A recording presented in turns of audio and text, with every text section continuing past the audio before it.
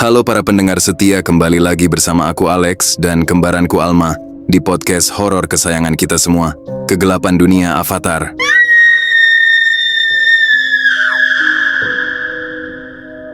Ini adalah cerita dari seorang pendengar tentang liburan musim dinginnya yang berubah menjadi malam paling aneh dalam hidupnya. Ini cerita tentang seseorang perempuan bernama Nara yang pergi liburan ke sebuah kabin terpencil di daerah bersalju. Awalnya ia hanya ingin istirahat menenangkan pikiran, tapi ia mulai menyadari sesuatu yang tidak seharusnya ada di sana. Nara memilih kabin itu karena ulasannya selalu bilang, sepi, tenang.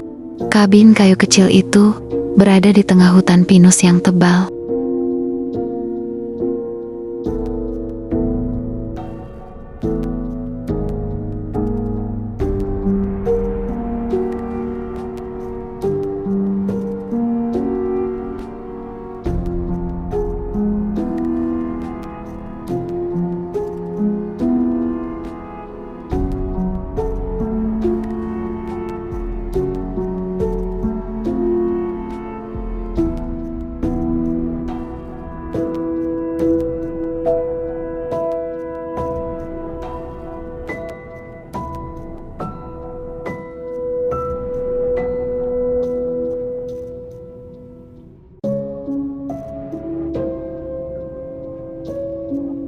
Begitu tiba, Nara langsung merasa damai. Tidak ada suara mobil, tidak ada notifikasi pekerjaan, hanya keheningan dan angin dingin yang membuat pipinya memerah.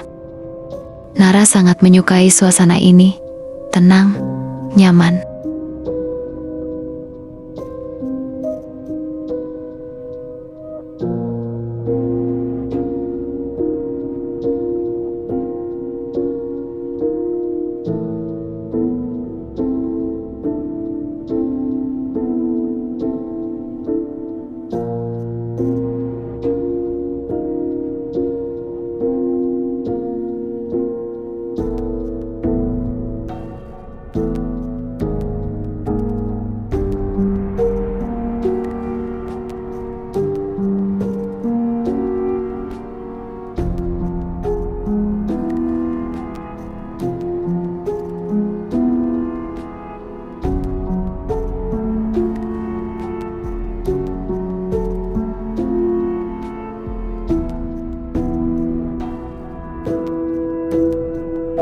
Hujan salju turun sepanjang sore, tebal, lembut, halus. Nara duduk di dekat jendela besar sambil membaca buku.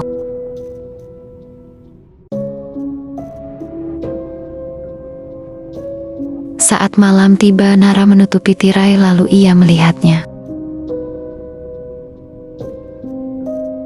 Ada jejak kaki, satu garis panjang, jejak kaki manusia, seperti seseorang berjalan dari tepi. Hutan lurus menuju kabinnya, tapi ada yang membuat bulu kuduknya berdiri. Jejak itu hanya berbaris, tidak ada jejak kembali, tidak ada jejak berputar, tidak ada jejak keluar. Seolah orang itu datang lalu menghilang entah kemana. Jantungnya mulai berdebar. Ia memutuskan menutup tirai dan tidur lebih cepat. Ia mencoba mengabaikannya, tapi itu baru permulaan. Jam 2:17 dini hari. Nara terbangun bukan karena mimpi tapi karena ketukan. Ia menahan napas. Takut, sangat takut. Lalu ketukan itu berhenti. 5 detik, 10 detik, 15 detik. Lalu ada suara lain. Suara langkah pelan menggesek salju tepat di luar jendela. Nara memasang headphone. Ia memutar musik karas-karas sampai akhirnya ketiduran.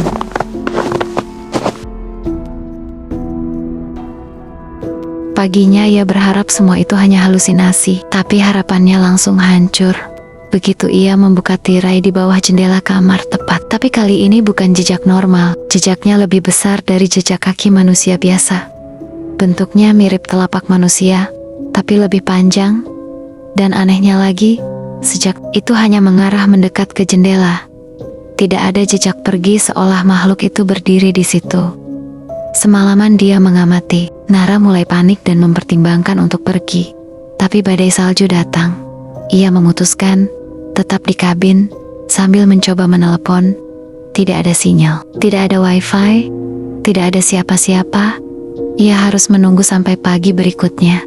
Tapi malam itu jauh lebih buruk.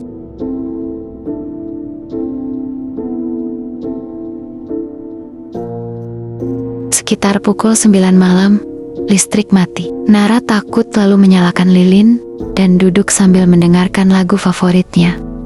Tapi ia mendengar sesuatu pelan, tetapi jelas suara kayu bergesek dari atas langit-langit. Kucing hutan mungkin, kata Nara. Pukul 11 lewat suara itu berhenti, digantikan oleh sesuatu yang lebih menakutkan. Suara napas pelan, lepas dalam. Pukul 1 pagi suara ketukan kembali, tidak di jendela, tapi di pintu depan, pelan, tapi jelas. Nara tidak berniat membuka, lalu sebuah suara terdengar serak dan dalam. Boleh masuk, dingin, aku lapar. Hening kembali.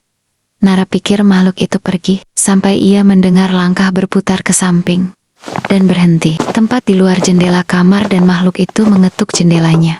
Nara tidak bisa menahan diri lagi. Ia berlari ke ruang tamu dan duduk, dan menunggu sampai suara itu menghilang. Ia tidak tidur sama sekali malam itu. Begitu matahari muncul, Nara langsung mengemas barang. Saat ia melewati jalan keluar, ia melihat sesuatu yang membuat merinding. Jejak kaki aneh itu ada di banyak titik di dekat jendela, di samping pintu, di jalan setapak, serta di atap kabin. Seakan makhluk itu mengitari kabin sepanjang malam mencari celah masuk. Ketika Nara menceritakan ke pemilik kabin hanya berkata, memang ada beberapa tamu yang melapor, tapi asal tidak membuka pintu, pasti akan aman.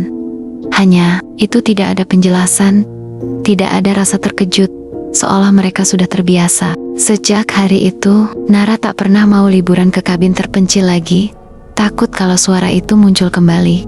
Dan inilah kisah kabin bersalju. Sampai jumpa di episode berikutnya.